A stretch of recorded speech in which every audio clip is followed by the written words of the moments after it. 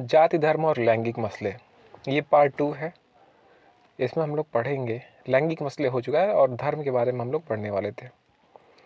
तो शुरू करते हैं।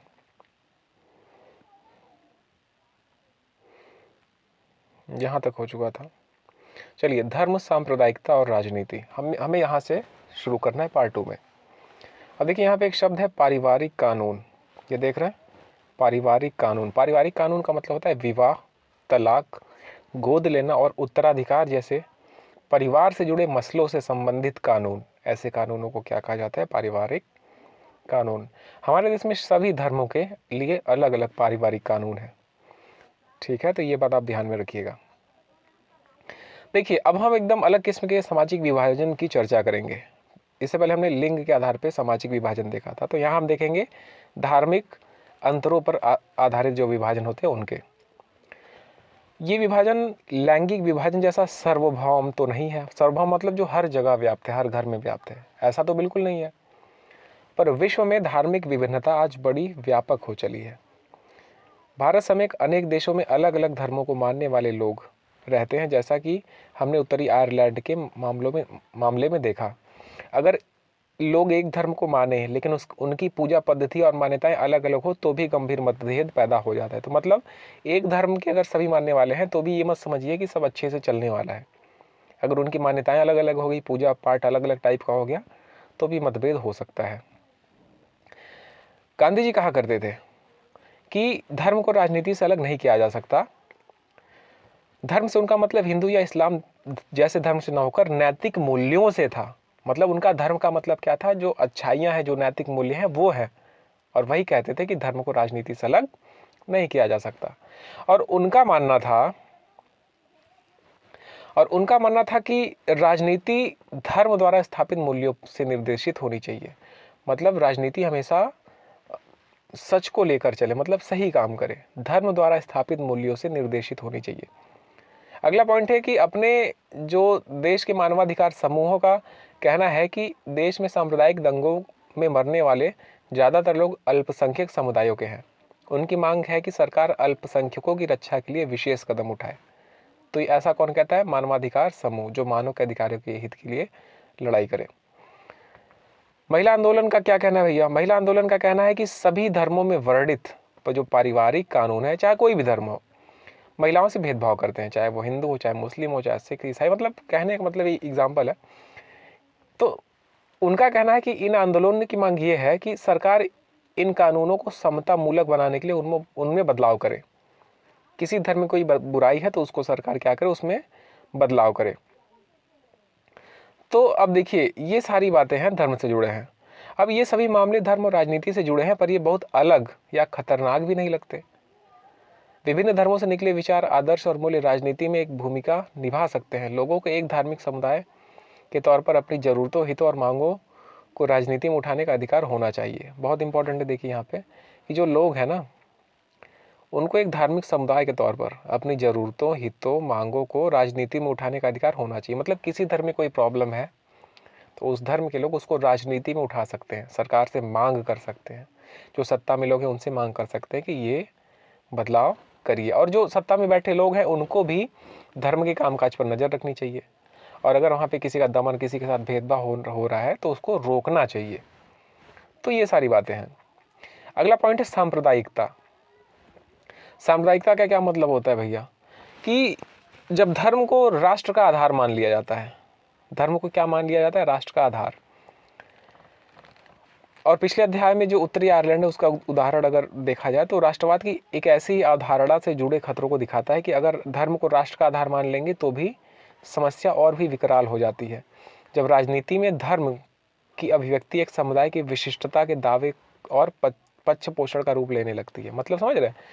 जब जो राजनीति है वो किसी विशेष धर्म को लेकर होने लगे, किसी एक विशेष धर्म के लोगों को बढ़ाया चढ़ाया जाए या फिर सिर्फ उन्हीं के लिए काम करे, और दूसरे जो धर्म के लोग हैं उनके खिलाफ मोर्चा खड़ा करने लगे, उनके खिलाफ बोलने लगे, उनके खिलाफ मांगे करने लगते।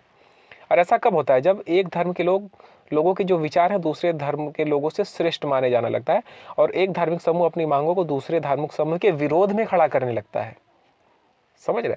इस प्रक्रिया में जब राज्य अपनी सत्ता का इस्तेमाल किसी एक धर्म के पक्ष में करने लगता है तो स्थिति और विकट हो जाती है भैया, क्योंकि जब सरकार ही किसी एक का साथ दे रही तो वो तो सबसे पावरफुल हो जाएगा ना। और इसी को मतलब राजनीति को धर्म से जोड़ना इस तरीके से सांप्रदायिकता कहलाता है कि भेदभाव करें धर्मों के बीच। तो यही है सांप्रदायिकता। सांप्रदायिक राजनीति इस सोच पर आधारित होती है कि धर्म ही सामाजिक समुदाय का निर्माण करता है। समझ रहे हैं? धर्म ही सामाजिक समुदाय का निर्माण करता है, और ये क्या है? सांप्रदायिकता है, और इसी सोच पर ही आधारित होती है। ये सही बात नहीं, ये यही तो सांप्रदायिकता है ना। और इस मान्यता के अनुकूल सोचना सांप्रदायिकता है। अगर आप ऐसा सोचते हैं ये सांप्रदायिकता है। इस सोच के अनुसार एक खास धर्म में आस्था रखने वाले लोग एक ही समुदाय के होते हैं, उनके मौलिक हित एक जैसे होते हैं तथा समुदाय के लोगों के आपसी मतभेद सामुदायिक जीवन में कोई अहमियत नहीं रखते। मतलब अगर आपस में पास पड़ोसी लड़ रहे हैं तो उसका कोई मतलब नहीं है, लेकिन जब धर्म की बात आएगी तो वही दोनों पड़ोसी साथ में जाएंगे लड़ने, क्योंकि अब तो भाई धर्म की बात आ गई। तो यहाँ पे ये कहना चाहते हैं कि धर्म के सभी लोग एक समुदाय को होंगे, उनके जो आपस में लड़ाई झगड़े हैं, चाचा भतीजा का लड़ाई हो गया, घर आपस में पड़ोसियों का लड़ाई हो गया, ठीक है, तो वो कोई वैल्यू नहीं रखती। ये यहाँ पे कहना चाहते हैं। अगला पॉइंट क्या कह रहे हैं भैया? देखिए, अलग अलग धर्मों के लोगों के हित तो अलग अलग होंगे ही, और उनमें टकराव भी होगा। सांप्रदायिक सोच जब ज़्यादा आगे बढ़ती है तो उसमें यह विचार जुड़ने लगता है कि दूसरे धर्मों के अनुयायी जो हैं वो एक ही राष्ट्र में समान नागरिक के तौर पर नहीं रह सकते। मतलब जब ज़्यादा स्थिति खराब हो जाएगी, जैसे भारत पाकिस्तान का बंटवारा कैसे हुआ था? इसी तरह तो हुआ था कि भैया हिंदू मुस्लिम के साथ नहीं रह सकता, तो पाकिस्तान भारत का बंटवारा हो गया। और इसी मानसिकता के अनुसार या तो एक समुदाय के लोग दूसरे समुदाय के वर्चस्व में रहना होगा, या फिर उनके लिए अलग राष्ट्र बनाना होगा। बहुत इंपॉर्टेंट कि अगर स्थिति ज़्यादा खराब हुई तो फिर एक अलग राष्ट्र बनाइए, या फिर किसी एक को दब के रहना पड़ेगा। और ये मान्यता गलत है भाई, ये मान्यता बुनियादी रूप से ही गलत है। क्यों कोई किसी से दब के रहे? एक धर्म के लोगों के हित और उनकी आकांक्षाएं हर मामले में एक जैसी हों, ये संभव तो नहीं है ना। हर व्यक्ति कई तरह की भूमिका निभाता है, उसकी हैसियत और पहचान अलग अलग होती है। समुदाय में हर तरह के विचार के लोग होते हैं, इन सभी को अपनी बात कहने का अधिकार भी होता है। इसलिए एक धर्म से जुड़े सभी लोगों को किसी गैर धार्मिक संदर्भ में एक करके देखना उस समुदाय की विभिन्न आवाज़ों को दबाना है। मतलब समझ रहे हैं? बहुत यहाँ पे समझने वाली बात है कि यहाँ पे किसी गैर धार्मिक संदर्भ में एक करके देखना, मतलब किसी भी एक धर्म को आप एक ही नज़र से देख रहे हैं। उस धर्म में अलग अलग तरीके के लोग हैं, उसमें अमीर हैं, गरीब हैं, उसमें अलग अलग पेशे के लोग हैं, लेकिन आपने ये धारणा बना ली कि इस धर्म के लोग इतने घटिया होते हैं, इस धर्म के लोग मतलब आतंकवादी होते हैं फॉर एग्जाम्पल, ठीक है। तो इस तरीके से देखना ये गलत होता है, और जो उसमें अच्छे लोग हैं उनकी आवाज़ों को भी दबा दिया जाता है। अगला पॉइंट है, सांप्रदायिकता की सबसे आम अभिव्यक्ति दैनिक जीवन में दिखाई देती है। इसमें धार्मिक पूर्वाग्रह, धार्मिक समुदाय के बारे में बनाई धारणाएं, एक धर्म को दूसरे धर्म से श्रेष्ठ मानने की मान्यताएं शामिल होती है। मतलब ये दैनिक जीवन में भी दिखता है, घर में भी लोग ऐसा सोचते हैं कि बच्चों को भी यही सिखाया जाता है। सब हमेशा यही दिखता है कि जो उनके पूर्वाग्रह हैं, धार्मिक समुदाय के बारे में जो धारणाएं हैं, वो एक लोग से दूसरे लोगों में मतलब जाता है, और ये मान्यताएं शामिल होने लगती है लोगों में, और हमको पता भी नहीं रहता, और हमारे अंदर भेदभाव आ जाता है। अगला पॉइंट है, सांप्रदायिक सोच अक्सर अपने धार्मिक समुदाय का राजनीतिक प्रभुत्व स्थापित करने की फिराक में रहती है। मतलब समझ रहे हैं कि जो सांप्रदायिक सोच होती है ना, वो हमेशा सोचेगी कि जो हमारा धर्म है सबसे ऊपर रहे, सबसे श्रेष्ठ रहे, उसका राजनीति पे अधिकार रहे। और इसमें जो बहुसंख्यक लोग हैं वही ऐसा कोशिश करते हैं और सोचते हैं अल्पसंख्यक जो समुदाय है उनको हम दबा के रखें। तो ये सारी बातें हैं। यहाँ पे एक फ़ोटो दी गई है, हम तो ठहरे अजनबी, कितनी मुलाकातों के बाद खून के धब्बे धुलेंगे कितनी बरसातों के बाद। अर्थात मतलब हम मिल रहे हैं, जुल रहे हैं, लेकिन फिर भी अगर हम अलग अलग धर्म के हैं तो फिर हमारे मन में एक वो बना रहता है कि यार वो तो अलग धर्म का है। तो ये कहने की कोशिश कर रहे हैं फैज़ अहमद फैज़, ये लिखा है इन्होंने। चलिए आगे चलते हैं। सांप्रदायिक आधार पर राजनीतिक गोलबंदी सांप्रदायिकता का दूसरा रूप है।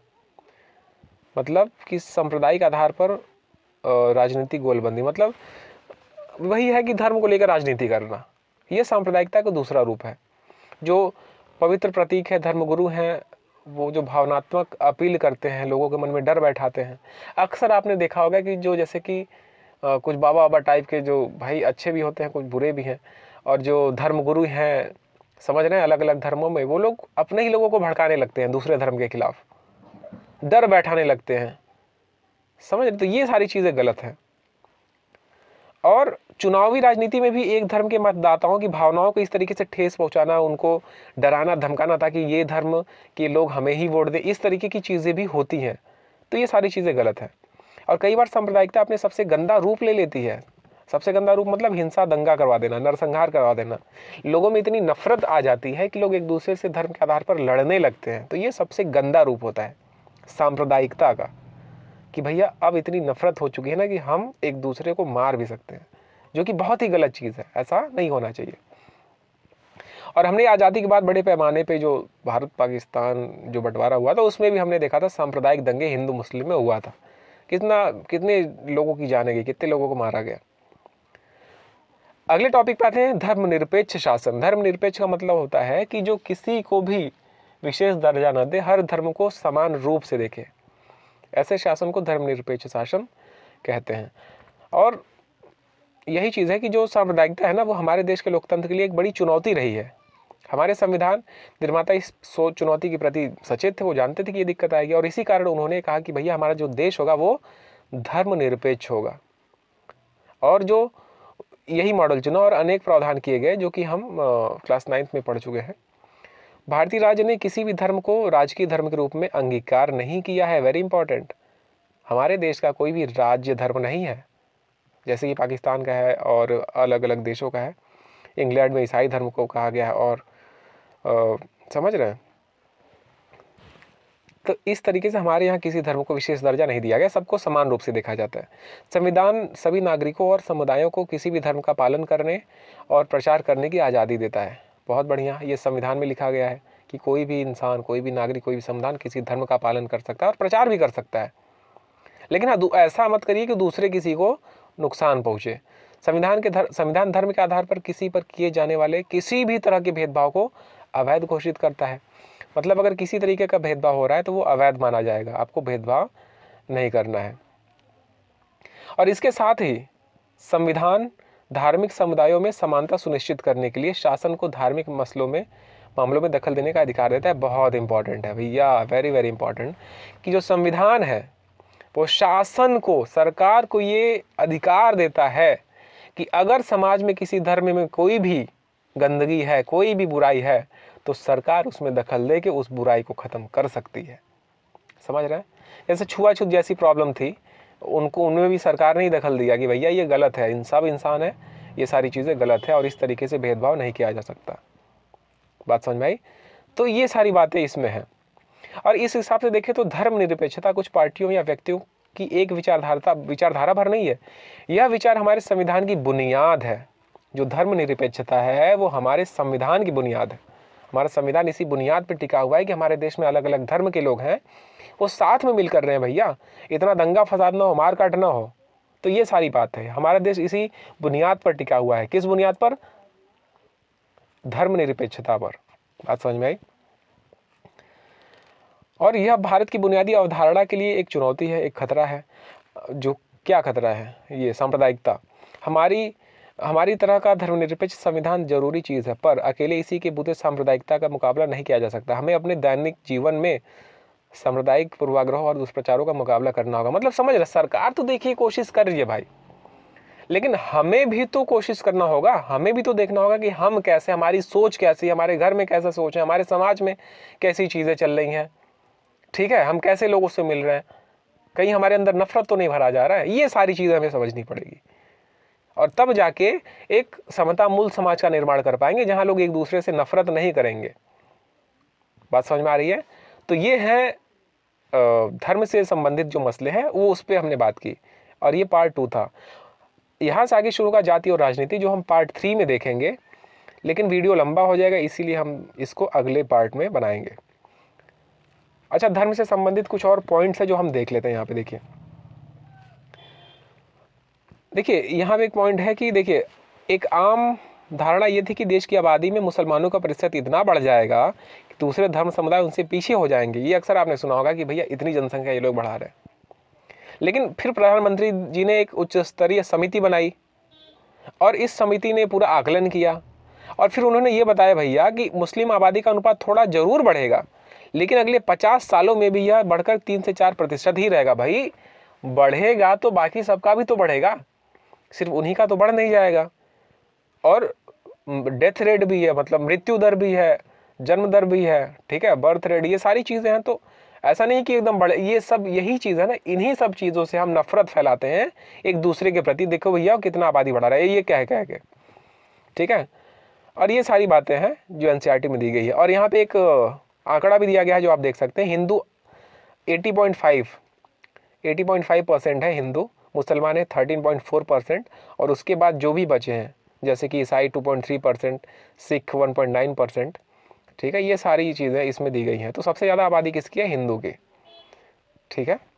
फिर भी सोचिए कि हिंदू को हमने राज्य धर्म का दर्जा नहीं दिया है, ताकि भाई और लोग जो बचे हैं इतने, इनको दिक्कत ना हो, नहीं तो ये अल्पसंख्यक इनका फिर दमन होगा। तो भाई हमारे जो संविधान निर्माता थे वो काफ़ी समझदार थे, वो उन्होंने इस तरीके से निर्माण किया कि कई सालों तक इस देश में विद्रोह न हो और लोग भाईचारे के साथ रहें। तो इस तरीके से संविधान का निर्माण किया गया है। तो चलिए अगली वीडियो हम लोग जाति के बारे में चर्चा करेंगे। फिलहाल आज के लिए इतना ही। चैनल को सब्सक्राइब कर लीजिए ताकि आपको और भी जो आगे की वीडियोज़ है वो आपको मिलते रहे। मिलते हैं अगले वीडियो में। Thank you.